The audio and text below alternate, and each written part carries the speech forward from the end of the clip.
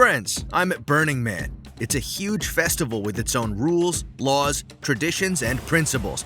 There are lots of myths and biases about Burning Man. In my next videos, I'll prove them wrong. Today, I'll show you how it works. The Black Rock Desert hosts the mysterious Burning Man Festival. What do we know about it? Until Elon Musk launched Starlink, the place lacked mobile network. The participants create crazy outfits and installations, customize their cars and bicycles, chat, dance, and enjoy themselves. In the end, they burned down a wooden man and a temple containing items they had to part with during the last year. The main point about Burning Man is self-responsibility. The participants should find a way to survive in the desert, provide food and water for themselves, protect themselves from wind, cold, and heat, and create a place to sleep. Burning Man originated in 1986. Back then, around 20 people assembled on a beach in San Francisco. They were not just friends, but also the fans of the movie Stalker. They called themselves the Cacophony Society. In the end of the trip, they burned a 2-meter-high wooden man in honor of solstice. That's how the name Burning Man was coined, referring to the main tradition of the festival. In 1988, the man was already 9 meters high, and around 200 people attended the event. Burning Man gained popularity in the late 90s, with more than 10,000 attendants in the desert of Nevada. From the beaches of San Francisco, Burning Man moved to the desert of Nevada. This year I followed the same route. First I arrived in sunny California, where I rented a caravan and headed off to one of the world's most peculiar cities. It emerges in the desert for just 1 week, and it's called Black Rock City.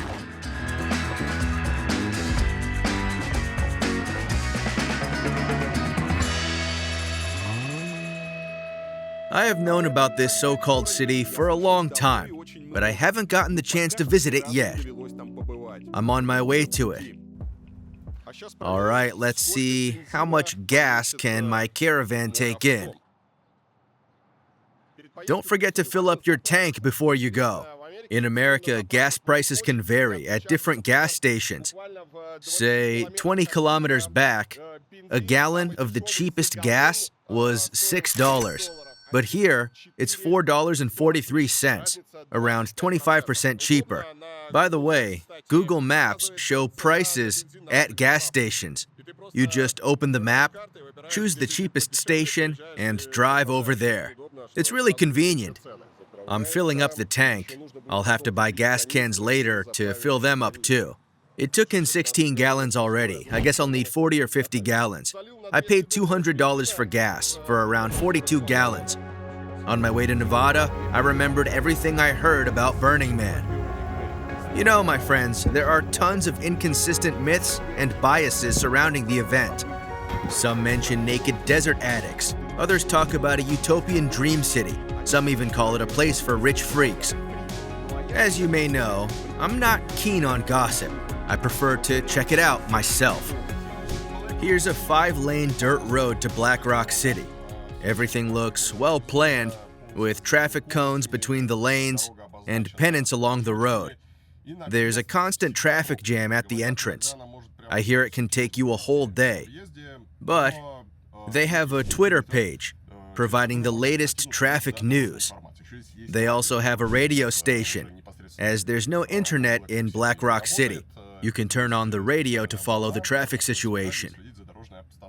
The latest news I heard was 45-minute wait. Actually, all the nice people are waiting in the entrance line. Over there, they check your tickets and search your car for extra people. And that's it. After that, we'll start having fun. We spent more than an hour in line, and we're slowly reaching the goal. They're about to check our tickets and our car permission. Here's how the car sticker looks like. It allows the car in. Take it and stick it on. Here's my ticket. It looks nice. It cost $575. Here's a wavy pattern, a kind of hologram with a QR code. They send tickets by post. By the way, what if your post service loses your ticket? It's not an e-ticket. They send them worldwide by post. That's it. There are several ways to get your ticket. The simplest way is to buy it online. But they get sold fast. I hear it can be tough, but they say it was easier this year. I was lucky to buy my ticket on the official website. Then some start reselling the tickets. I read in official groups that not all tickets were sold this year. Well, maybe all of them were sold, but not all of them were resold. Until the last day, there were tickets on sale in different chats.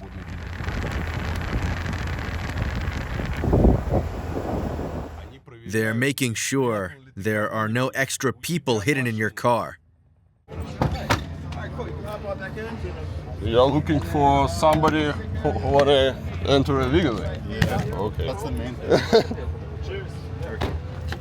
How many you catch today? None. None? What about your colleagues? I don't know. I don't know if anyone's been caught this Okay. year. Could you let me in there so I can look? Yeah. Where are you guys from? Russia. Long trip. Yeah.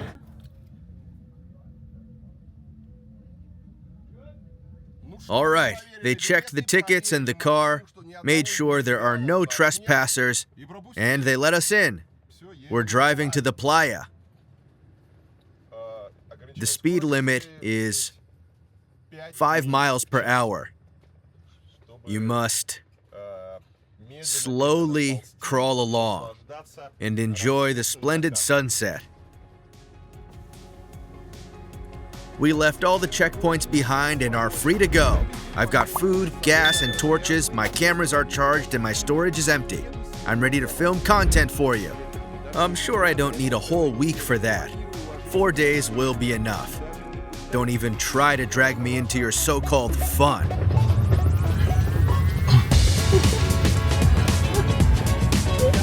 Thank you. Hello. Hey! Welcome. Hey! You made it. Wait, now do it again.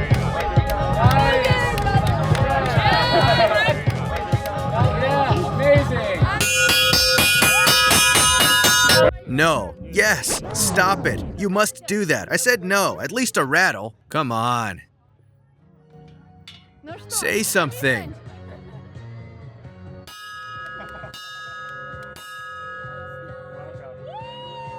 Appreciate your style. Welcome here. Unbridled joy. There's an amazing tradition. Upon entering Burning Man, you must roll in the dust and ring the gong.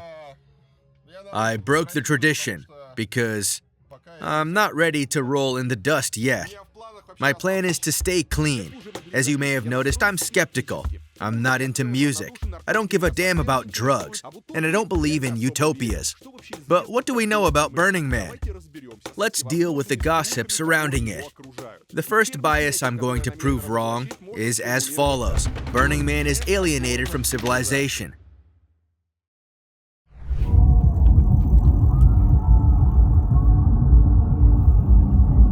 You know what bothers me? All week long, I wanted to make a video about Burning Man. Alexander Nizlobin is a Russian comedian. This is his first time at Burning Man. Every time I start filming, I'm like, that's impossible to show. Then I stop filming. The only thing that impressed me here is the extent. When you come up to Playa, you see thousands of lights. You're like, wow, that's a lot. I'm telling you, it took us 4 months online to come here at last. We've got a shower room with ventilation to prevent water and moisture from accumulating. What else have we got? Fridges and generators? To me, it looked hilarious. I was like, why would you need that? Now I realized it's a whole workload, and it's worth doing. To spend a week here, you should be fully prepared. Burning Man lasts 1 week in a year. That's how long it takes to put up a city in the middle of nowhere, on a parched lake bottom. But you can't say Black Rock City exists only 7 days a year, as it's not entirely true. Staff in San Francisco fully arrange it and get wages all year long. Volunteers arrive 6 weeks before the opening to put up the infrastructure. It takes burners months to get ready for the event, but the city itself lasts for 1 week only. It impressed me at first sight. Here are my first impressions. On my first day at Burning Man, it feels weird. Of course, the extent of the festival is impressive. There are lots of streets and blocks. It's a real city, built in a desert, with its own bars, police, and post offices. You can ride around endlessly, meet different people, each of whom tries to impress you. You find yourself in a kind of utopia. I'm not used to the climate yet, as it's a very dry desert, with strong winds. I have to apply plenty of sunscreen. And the dust, it's like everywhere. I've heard about the dust, but I've never thought it would be so nasty. The dust is nasty. They say I'll get used to it in a couple of days. Let's see if I'll get used to the dust. Everybody's talking about a new way of walking. Do you want to lose your mind? I gotta walk right in and stay right down. Then you let your mind go long.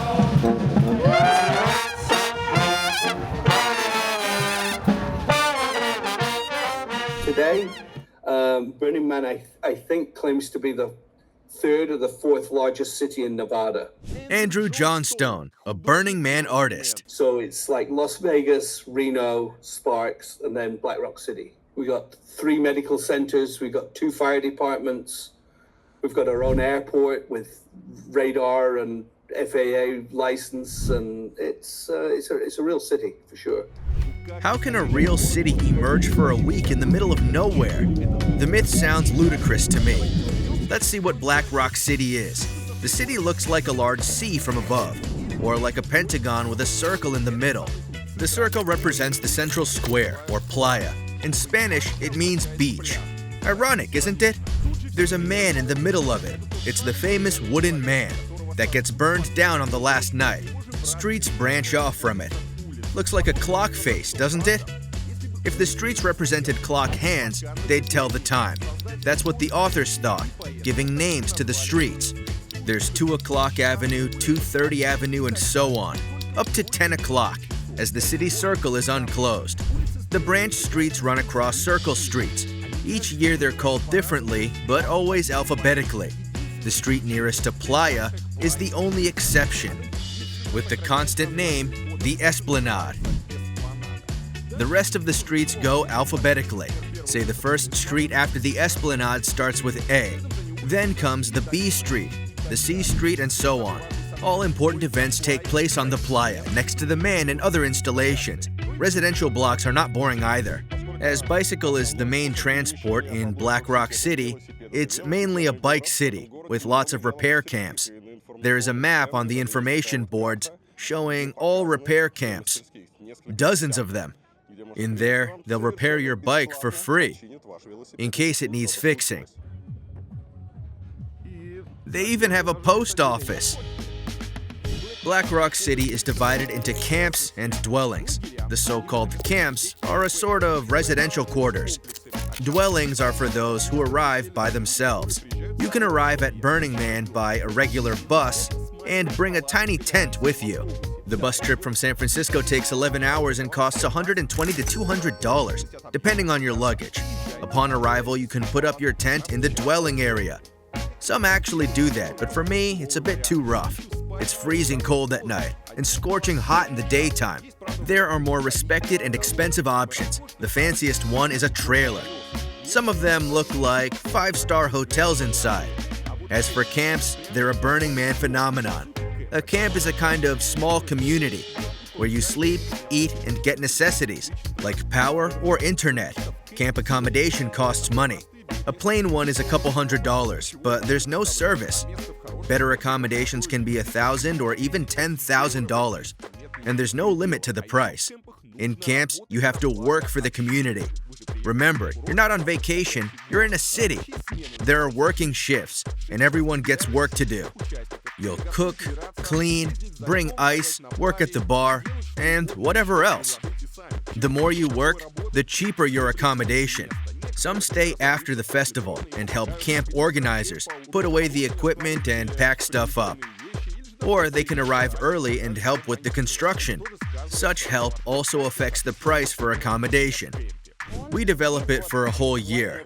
Asya arranges one of the largest Russian camps. She has participated in Burning Man since 2010. Sometimes it goes more actively, sometimes it slows down. Say we keep working all September long. We put away the hot mess into various art cars, fix and clean everything up. That's a hell of a job. We have a camp team of around 30 people.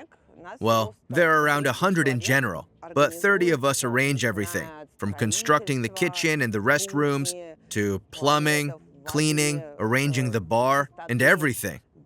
Plenty of things to do. You know, after Burning Man, we take a couple of weeks rest and share fresh afterthoughts. How did you create your camp? Rust is a conceptual crane camp creator and an artist. Camps keep evolving, you know? You visit some of them, then gradually you start playing a bigger role in the camps. Then you're like, let's do something. Cook something. Let's bring a kettle.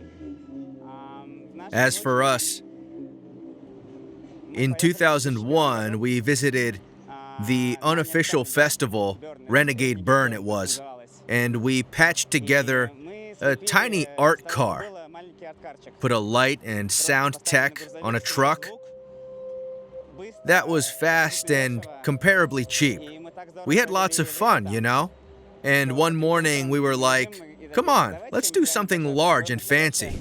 I believe it's my mission. I love donating to the community. I get plenty of energy from meeting people, from your smiles, and your thanks. Each smile's imprinted in my heart.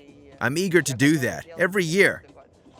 Look, I even participated during pregnancy. You did? I did. In 2018, I was 4 months pregnant and created a camp. I didn't drink a drop back then and didn't miss a single sunrise. That was incredible, you know? Completely sober and pretty wise. We made it, and my kid turned out very special. Well, it's not so alienated. Tons of camps and plenty of coffee. Well, Black Rock City couldn't do without coffee. Coffee shops straight from a real city. Turkish coffee, espresso, and even pour-over coffee. And it's pretty good, especially for a desert.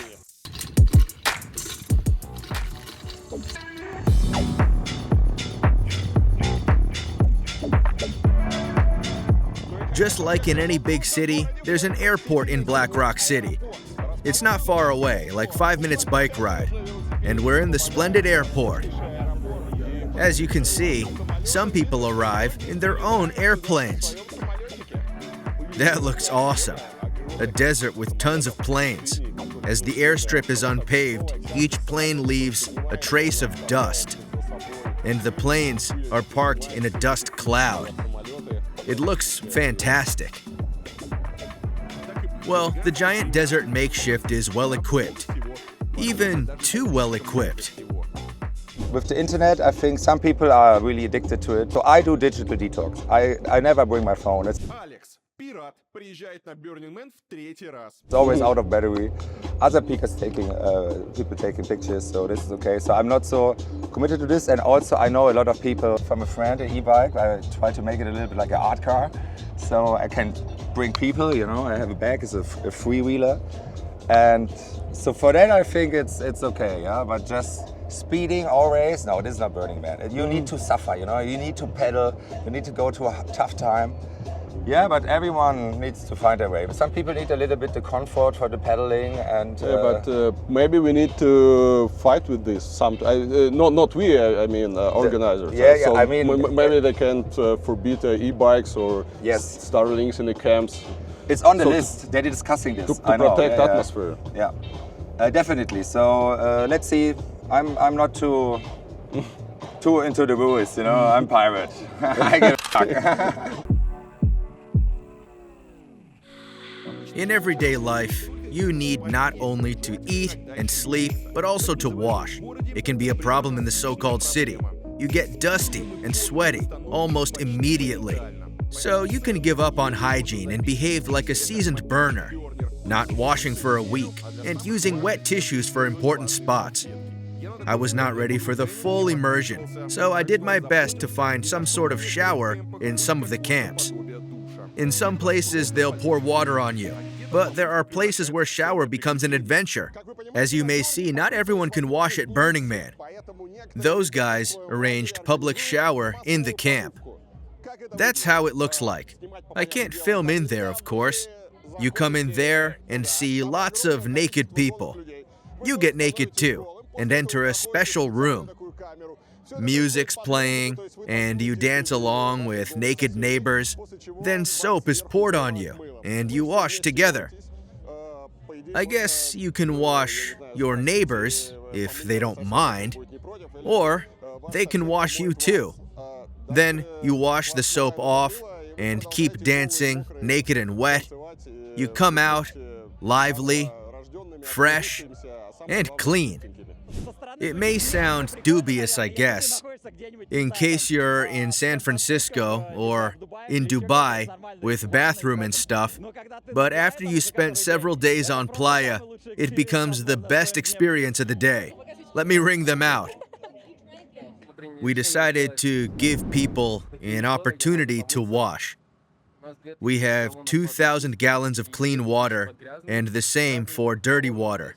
Here's the dirty water. When necessary, a car arrives to pump it off. Here's a magnet curtain. It's handy, even wind can't blow it away. You enter in here, the curtain closes at once, you wash in there and feel good. We have a shelf, a lit mirror, a 4-mode shower head. You push the button,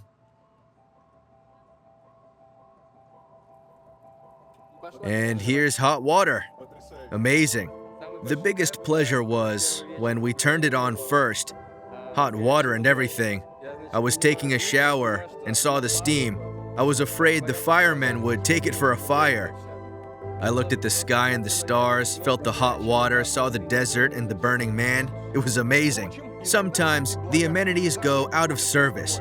Once my trailer ran out of water as the pump broke down. I tried to fix it myself, but with no luck. That's when I learned about Burning Man's help and support. I mentioned the problem in the camp, and Max and Dan came at once to help me with water. They said the pump had burnt down. I thought I'd have to use the outhouse for the rest of my stay. But the guys didn't give up and went away to get help. How can you fix an RV in Black Rock City? First, we checked what was broken. We saw it was the pump. We unscrewed it and looked for ways out. We rode along the Playa along Black Rock City, but haven't found anyone who could help. Visited a pump store, but with no luck. Then we saw it had an electric engine and decided to check the electronics. Yes, we found the guys. They actually repair off-roaders. I'm into off-roaders, so we got along easily. We checked the brushes, then the binding, this and that, then we reassembled it. And it worked. We were shocked. What a magic place. You take a pump to pieces, reassemble it, and it works. Thank you so much. You're superheroes. The water's running! Surely there are public toilets in Black Rock City. Ordinary plastic boxes serving lots of people. Firstly, I did what? I entered the stall, cleaned it for 30 minutes, did my business, and got out. On the second day, I was like, well, no need to clean. Yes, well, just a bit, no more than the rim. I didn't care about the shitty walls anymore. They clean them often, actually. Very often. They're not so bad, you know. Or I got used to them. I'm getting scared of nice and clean bathrooms. I'd be like, for a temporary settlement, the place is pretty well arranged. But I'm not sure about a real city. Burners bring everything from ordinary stores and use it right here. in the middle of the desert. Here's my like to Black Rock City for the run-up and accomplishment. With all the amenities, my 4 days at Burning Man may turn out better than I thought. If you're well off, the festival will be even less wild. In my next video, I'll tell you how much money you need for the trip, what you can or can't do at Burning Man, and show you both the fun and grief in the desert city. Have you ever visited Burning Man?